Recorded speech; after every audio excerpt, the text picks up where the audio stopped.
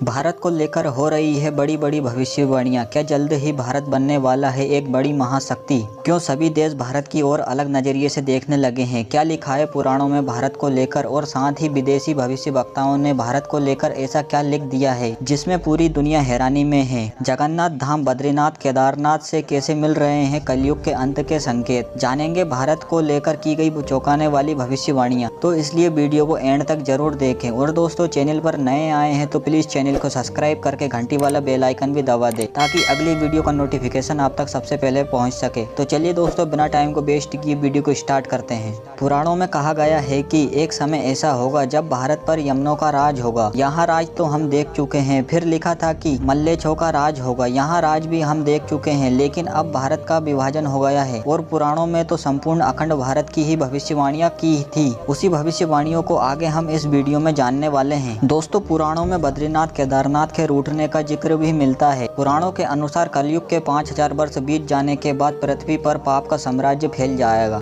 कलयुग अपने चरम रूप में आ जाएगा। लोगों की आस्था लोभ और काम पर आधारित होगी। सच्चे भक्तों की कमी हो जाएगी। ढोंगी और पाखंडी व्यक्ति साधु संत बनकर समाज की दिशा तय करेंगे। इसका परिणाम यह होगा कि पृथ्वी पर मनुष्यों के पाप को धोने वाली गंगा स्वर्ग लौट जाएगी। गंगा के पृथ्वी से लौट जाने की घटना का वर्णन श्री भागवत पुराण में मिलता है। पुराण में भगवान ने यह भी कहा था कि वृंदावन और काशी को छोड़कर सभी तीर्थ पृथ्वी का त्याग कर देंगे। कलयुग के जब 10,000 वर्ष पूरे हो जाएंगे, तब शालिग्राम, शिव भक्ति और जगन्नाथ जी भी पृथ्वी का त्याग करके अपने लोक को प्रस्थान कर जाएंगे। इसके साथ संत, साधु, श्राद्ध, कर्म, धर्म, देवताओं की पूजा एवं कृतिन का भी पृथ्वी से लोप हो जाएगा। जोशीमठ में स्थित नरसिंह भगवान की मूर्ति एक आध साल पतला होता जा रहा है। माना जाता है कि जिस दिन इनकी कलाई टूटकर गिर जाएगी, उस दिन नर और नारायण पर्वत आपस में मिल जाएंगे और बद्रीनाथ का मार्ग पूरी तरह बंद हो जाएगा। इससे भक्त बद्रीनाथ के दर्शन नहीं कर पाएंगे। कहते हैं ब्रह्मा, धर्मराज एवं त्रिमूर्ति के दोनों पुत्र नर और नारायण ने यहाँ वन में तपस्या की, जिससे इंद्र का घमंड चकनाचूर हो गया। बाद में यही नर और नारायण द्वापर युग में कृष्ण और अर्जुन के रूप में अवतरित हुए, जिन्हें हम विशाल बद्री के नाम से जानते हैं। मान्यता है कि जब केदारनाथ और बद्रीनाथ के कपट खुलते हैं, उस समय मंदिर में एक दीपक जलता रहता है। इस दीपक के दर्शन का बड़ा महत्व है। मान्यता है कि 6 महीने तक बंद दरवाजे के अंदर इस दीपक को देवता जलाए रखते हैं। उत्तराखंड में आई प्राकृतिक आपदा इस बात का संकेत हो सकती है कि आने वाले कुछ वर्षों में वर्तमान बद्री और केदारनाथ भक्तों से नाता तोड़ लेंगे और भक्तों को भविष्य में बद्रीनाथ भविष्यवादी में इनके दर्शन प्राप्त हो सकेंगे। बद्रीनाथ की कथा के अनुसार सतयुग में देवता, ऋषि मुनियों एवं साधारण मनुष्यों को भी भगवान विष्णु के साक्षात दर्शन प्राप्त होते थे। इसके बाद आया द्वापर युग। इस समय भगवान सिर्फ देवता, ऋषि मुनियों को साक्षात दर्शन देने लगे। लेकिन त्रेता युग में भगवान यहाँ से विलीन हो गए।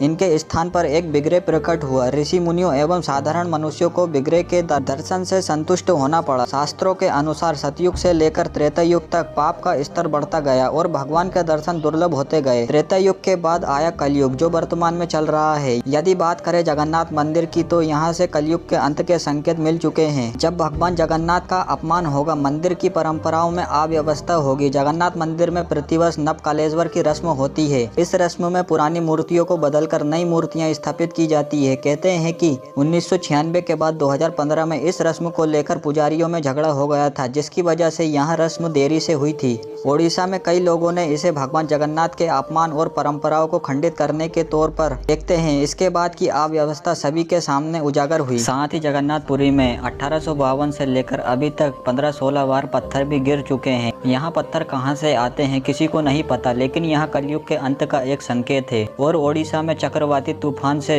जगन्नाथ मंदिर का कल्प वृक्ष यानी पवित्र बरगद का पेड़ गिर जाएगा और इसके बाद दुनिया में लाखों लोग मरने लगेंगे। ओडिशा में मई 2019 में फानी नाम का एक तूफान आया था, जिसमें यहाँ बरगद का पेड़ गिर गया था। 19 के अंत में ही कोरोना महामारी का प्रकोप प्रारंभ हुआ था और लोगों के मरने का सिलसिला प्रारंभ हो गया था। जगन्नाथ मंदिर का झंडा कई बार गिरेगा और एक चक्रवाती तूफान के कारण झंडा समुद्र में जा गिरेगा। मई 2019 में चक्रवाती तूफान फानी के कारण यहाँ घटना घट चुकी है। इसके बाद मई 2020 में भी यहाँ घटना घट चुकी है। जगन्नाथ मंदिर का नील चक्र यानी सुदर्शन चक्र तूफान से टेढ़ा हो जाएगा। मई 2019 में समुद्री तूफान फानी के कारण यहाँ विशालकाय चक्र टेढ़ा हो गया था। जगन्नाथपुरी के मंदिर के ध्वज में आग लग जाएगी। 19 मार्च 2020 को पापनाशक एकादशी के दिन मंदिर के परिसर में महादीप लगाया गया था। अचानक हवा चलने से ध्वज उड़कर महादीप के पास चला आया और उसमें आग लग गई। उस समय इसे बहुत बड़ा अनिष्ट माना गया था। उसके बाद 5 दिन बाद देश में पहला लॉकडाउन लगाया गया था। इसके बाद ही भारत में दूसरी लहर का ऐसा मंजर देखा गया जिसमें त्रहिमाम मचा दी थी। चारों तरफ चिता जल रही थी। मंदिर परिसर में त्रिदेव के ऊपर जो कपड़ा है उसमें आग लग जाएगी। मंदिर परिसर में यह घटना भी घट चुकी है। मंदिर के शिखर पर और एकात्म स्तंभ पर गिद्ध बैठेगा। जगन्नाथ मंदिर के शिखर के आसपास कभी भी किसी पक्षी को उड़ता नहीं देखा गया और न ही उसके आसपास कोई प्लेन या हेलीकॉप्टर उड़ाया जाता है। लेकिन मंदिर के ऊपर जुलाई 2020 और इसके बाद दिसंबर 2021 में गिद्ध, चील और बाज दिखाई दिए थे। मंदिर के शिखर, ध्वज, एकात्म स्तंभ और नील चक्र पर यहाँ पक्षी बैठे हुए दिखाई दिए थे। जगन्नाथ मंदिर में बार बार रक्तपात होगा, खून के धब्बे मिलेंगे। यहाँ घटना भी घट चुकी है। मंदिर परिसर में बार बार खून के धब्बे मिल रहे हैं। कभी झगड़ों के कारण, कभी किसी अन्य समस्या वजह के चलते खून के धब्बे कई बार देखे गए हैं। कई बार मंदिर का शुद्धिकरण करके महाअनुष्ठान किया गया है। उपरोक्त सभी भविष्यवाणियां सत्य हो गई है। इसका मतलब ये है कि कलयुग का अंत समय निकट आ चुका है। विनाश का समय अब प्रारंभ होने वाला है। तो दोस्तों आज के लिए बस इतना ही। मिलते हैं फिर नेक्स्ट वीडियो में। यदि वीडियो अच्छी लगी हो तो प्लीज़ वीडियो को लाइक करना, चैनल को सब्सक्राइब करना।